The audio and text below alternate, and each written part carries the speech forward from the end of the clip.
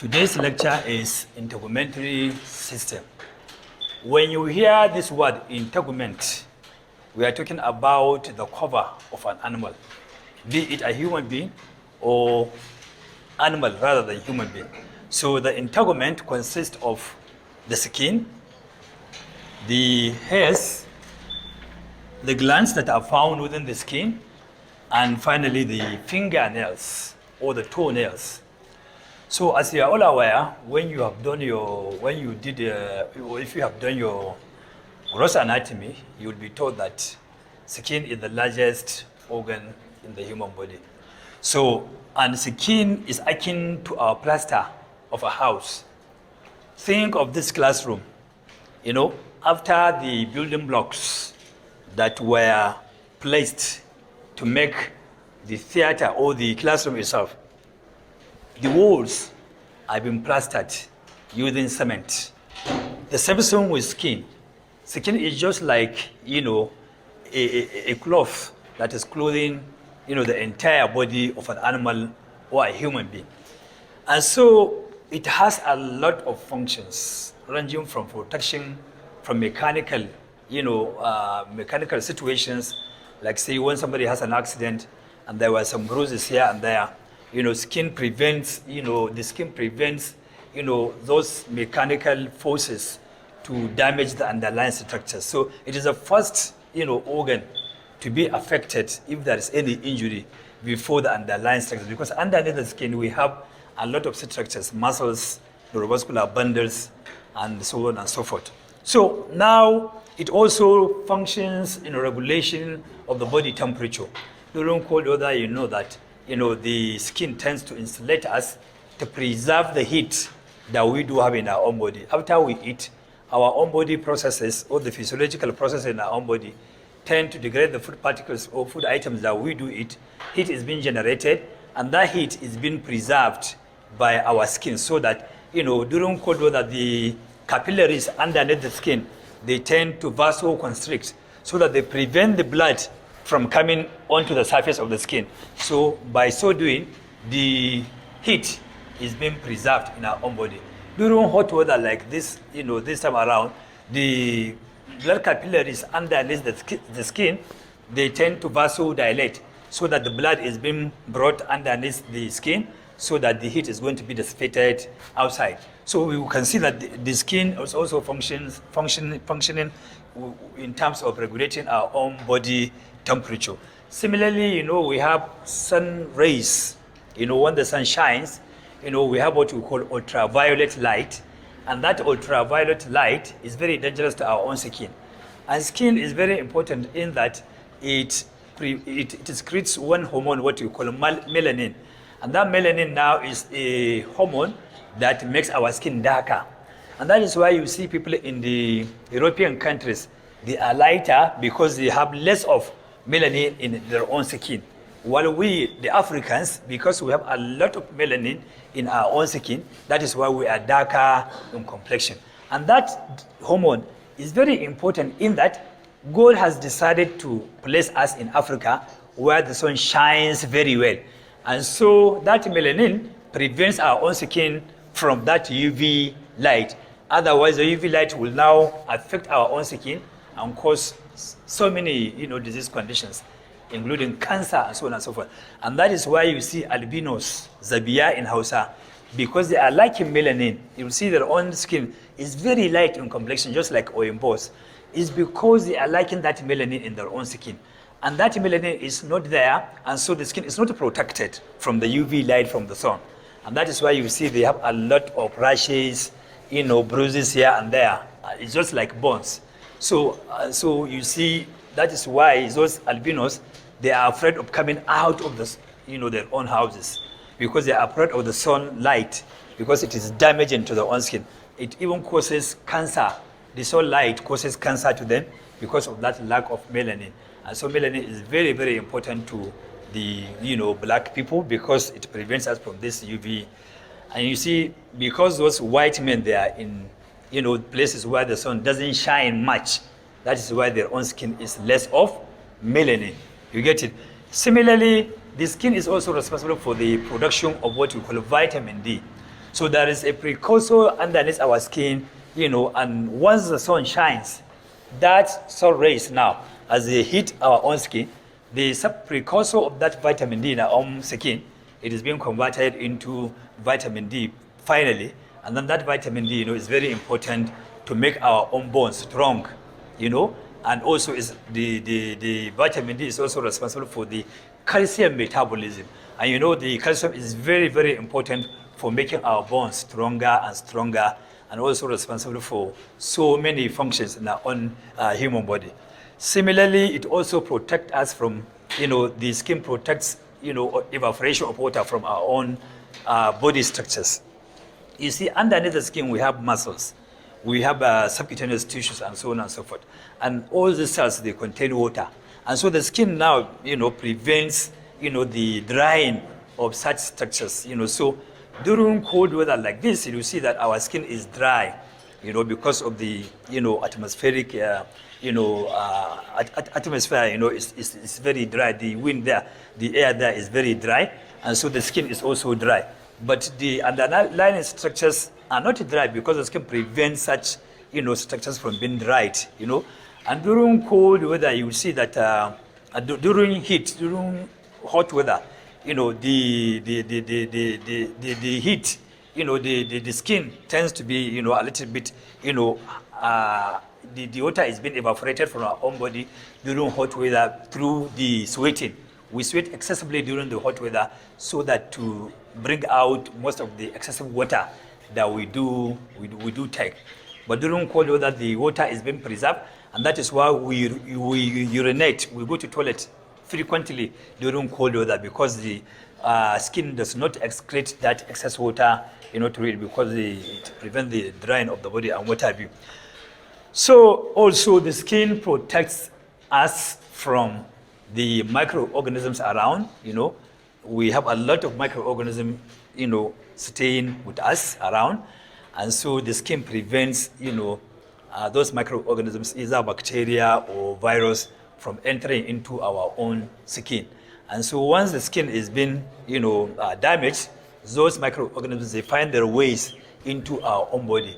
And so you'll see a lot of, swellings and signs of inflammation around the damaged skin area. Similarly, skin is also very important in that it gives us our own beauty. Some people who are light-skinned individuals with smooth, shiny skin, they look so beautiful.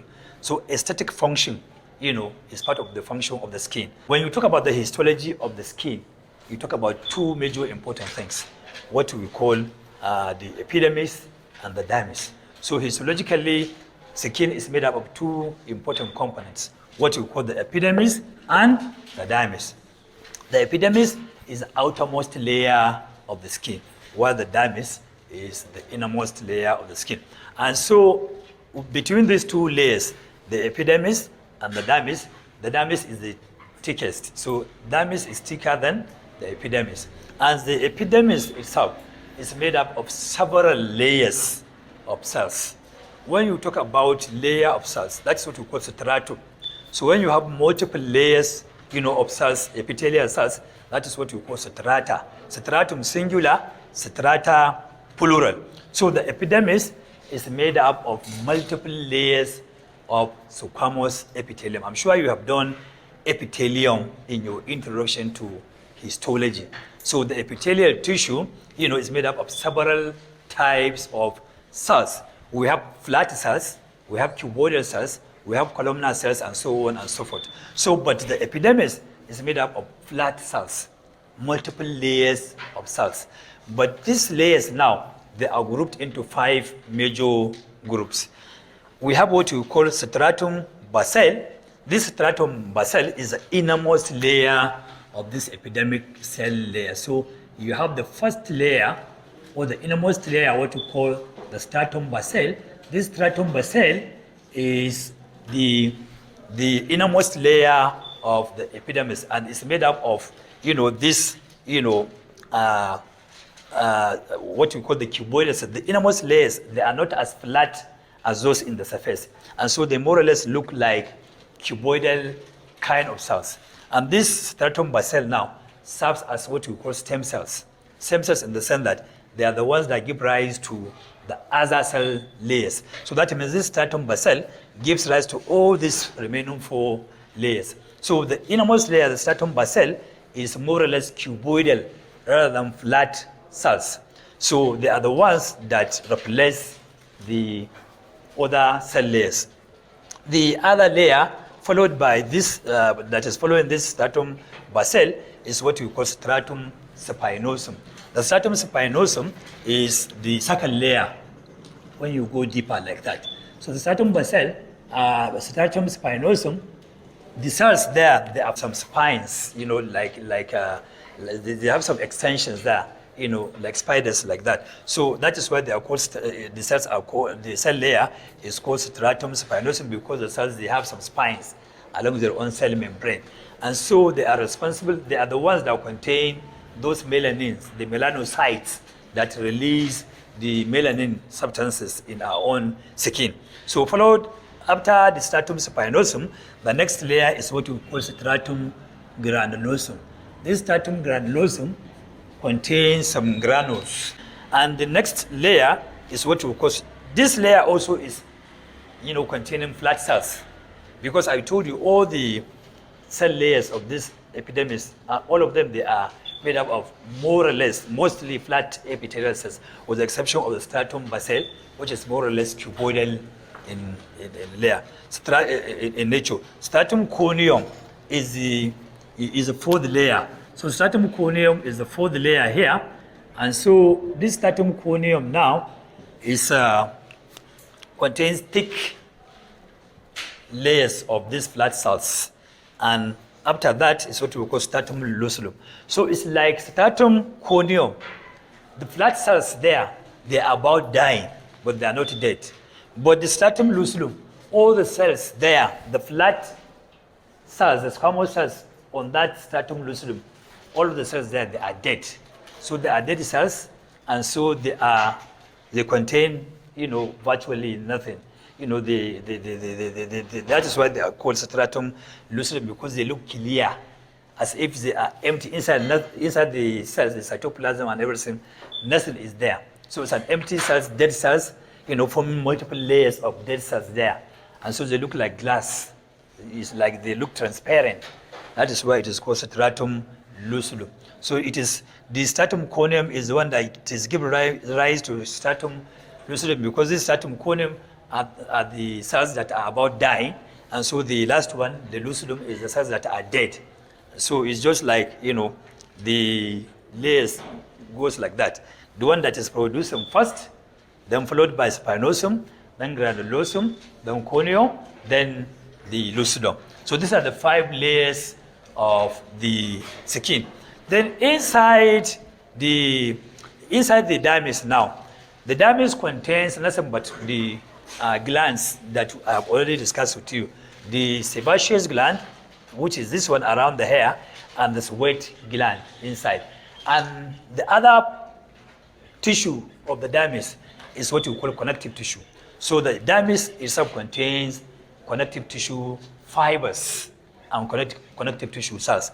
And most of these connective tissue fibers, they are just arranged like that in layers, what we call reticular, you know, part of the dermis. So it contains a lot of collagen fibers. I'm sure you know what are the connective tissue, you know, fibers.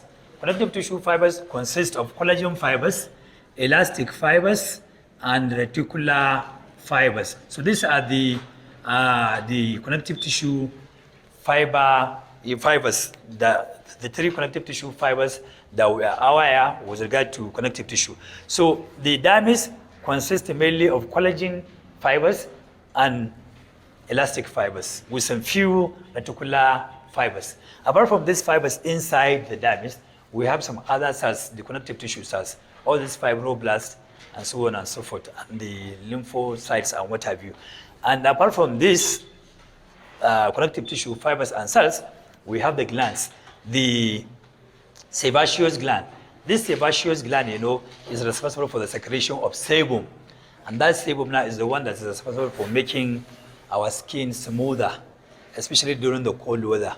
You see, the sebaceous gland produces the fat secretions like oil, it produces an oily secretion. And that is why you see it opening into the hair follicle. Because the root of the hair is found inside the dermis. And so the hair now gets its own origin from the dermis and then penetrates through the dermis and through the epidermis, and then it comes outside. And so the hair now is deeply rooted inside the dermis and is enclosed by layers of cells. So now the sebaceous gland opens into the hair follicle so that the secretion will now pass out of the hair, and then it will oil the surface of the skin. And along the sebaceous gland, there is a small muscle that allows the sebaceous gland to contract when it produces its own secretion. And that is what you call erectopyle muscle. It is a smooth muscle that is located in the skin, in the dermis, around the sebaceous gland, and it helps to contract, the sebaceous gland to release its own content into the hair follicle so that it gets out and lubricates the surface of the skin. Similarly, as I told you before, we have the sweat gland. This sweat gland now, if you look at its own beginning, this one is the body of the sweat gland, and it is round, it's convoluted, it twists, in its own, beginning, and that is what forms the body of the sweat gland. And then after, forming these convolutions, it gets straight into the dermis and gets out of the dermis into the epidermis. And in the epidermis, it forms a spiral shape, orientation there. And then it opens up, outside the epidermis. And so all the secretions of this sweat gland will come out here. And so that it also adds to the, weighting of our skin. So it will make our skin a little bit, wet so that it doesn't get dry. And because, if the skin is extremely dry, it will start to crack and form some, gaps in between. And you will start feeling pains and itching and what have you. So by and large, if you are asked about the integumentary system in exam, the most important, component of that integumentary system is the skin. So you talk about the epidermis, that is mainly made up of these important 5 layers: stratum basale, stratum spinosum, granulosum corneum, and lucidum mutis, which is the outermost, layer. And so each of these now consists of several layers of blood cells. That is why I told you each of these layer is made up of several cells, of cell layers. So, but this one I said is the deeper one is the stratum basale, which is more or less cuboidal, made up of multiple cuboidal cells like that, and then followed by the spinosum, also made up of several layers of blood cells. Stratum granulosum also made up of several layers of blood cells. So also the corneum, so also the lucidum. After that, you discuss about the dermis that contains mainly of connective tissue fibers, collagen fibers, elastic fibers, and also you have the sweat gland, the hair follicle, and the sebaceous gland.